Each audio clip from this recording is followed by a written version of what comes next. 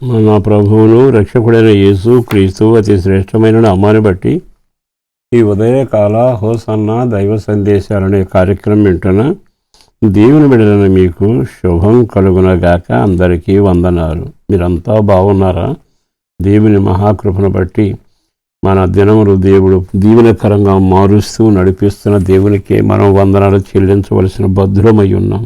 ఈ రోజున ఒక వాక్యాన్ని మీ జ్ఞాపకం చేస్తాను. మన ఆశలు తీరాలి, మన కోరికలు తీరాలని ప్రభు దగ్గరికి వచ్చి ప్రార్థన చేస్తాం. కానీ దేవుడు ఒక కార్యం మన జీవితంలో చేయగలిగిన వాడు. అదేమిటంటే, నువ్వు వెళ్ళే మార్గం, నువ్వు వెళ్ళే త్రోవ చికాకులుగా కానీ, గజిబిజిగా కానీ, చీకటిగా కానీ, ఆందోళనగా కానీ, అయోమయంగా కానీ ఉండకూడదు.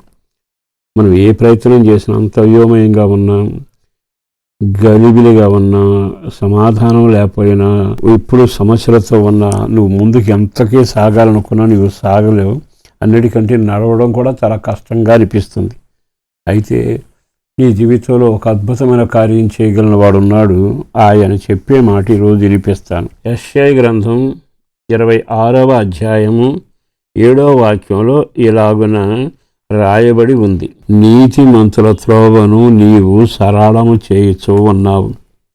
నీతిమంతుల త్రోవను నీవు సరళము చేయుచూ ఉన్నావు. ఎంత బాగుంది! ఇతడు చక్కగా చెప్తున్నాడు. ఈ రచయిత ఇద్దరును చూశాడు.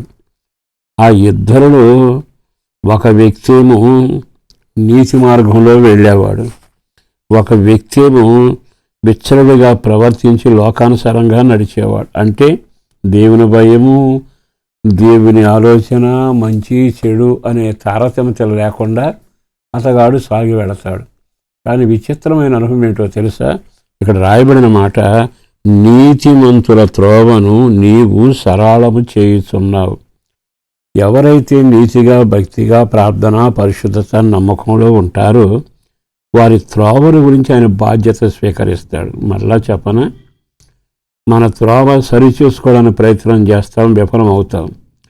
కొన్నిసార్లు నడిచి అధిగమించగలం అంటావు, ఆగిపోతాం. కొన్నిసార్లు ఇక్కడ వరకు బాగానే ఉంది కానీ ఇక్కడే చీకడం మొదలైంది అంటావు. కానీ నీ మార్గం అంతటినీ బాధ్యత వహించి నువ్వు చేరే గమ్యం వరకు ఒక సరళమైన, క్షేమమైన మార్గం ప్రభువు నీకు దయచేయాలి అని ఆలోచిస్తూ ఉన్నాడు.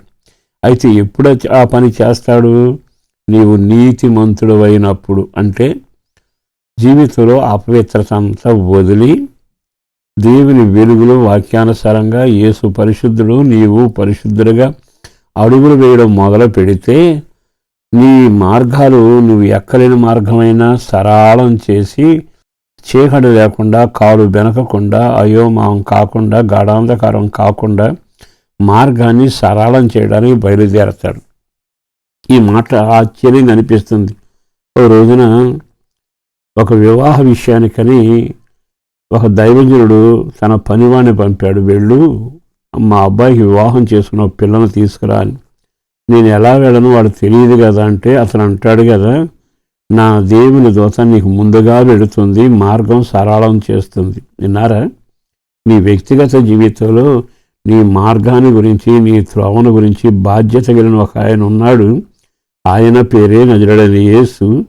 నీకు ఎల్లప్పుడూ త్రోవ సరళం చేయాలని కోరుకుంటూ ఆయన దూతను పంపిస్తాడట. ఎంత బాగుందండి! రెండవది, నీ మార్గంలో వెలుగుండేటట్టుగా ఆయన ఏం చేస్తాడు అంటే కృపా సత్యమును నీ వెంట పంపిస్తాడు.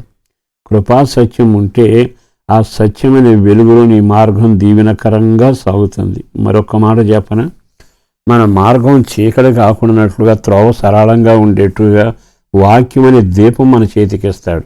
అంటే వాక్యం అనే దీపం ద్వారా మన త్రోవ సరళమై చిక్కునబడం. రెండోది, కృపా సత్యాల వలన దీవించబడతాం. దూత పంపబడితే అద్భుతం జరుగుతుంది. మరి ఈ రోజున దేవుడు ఇంత సౌఖ్యాలను కలుగజేసి నీ యొక్క త్రోవ గురించి అంత శ్రద్ధ చేసుకుని మేలు చేయాలనుకునే దేవుని దగ్గర నీవు పాపాన్ని విడిచిపెట్టి జీవితాన్ని మార్చుకుని ఆయన మాటల ప్రకారం ఎందుకు నడవకూడదు? అట్లా తీర్మానం చేసి, ఓ పవిత్రుడిగా నేను కూడా బ్రతకాలనుకుంటున్నానయ్యా, నాకు సాయం చేయమంటే రక్తం ద్వారా కడిగి నీతిమంతుడిగా చేస్తాడు. నీ మార్గమంతటికి దూతను, కృపా సత్యాన్ని, వాక్యాన్ని పెట్టి సరళం చేసి దీవిస్తాడు. అట్టి కృప మీకును నీ మార్గాలకును మీ త్రోవలకును తోడయుండి సాయం చేయునుగాక. ఆమేన్. పరిశుద్ధులను ప్రేమోమడి నా ప్రభు వందనాలయ. అపారమైన నీ ప్రేమను బట్టి ధన్యవాదాలు. బిడ్డలను జ్ఞాపకం చేసుకుని దీవించండి. వాళ్ళ మార్గాలు సరళం చేయబడాలి. ఇరుకు గరుకు లేకుండా, ఇబ్బందులు లేకుండా కుటుంబం అంతా సవ్యంగా సంతోషంగా ప్రార్థన సహవాసంలో వర్ధిల్లాలి.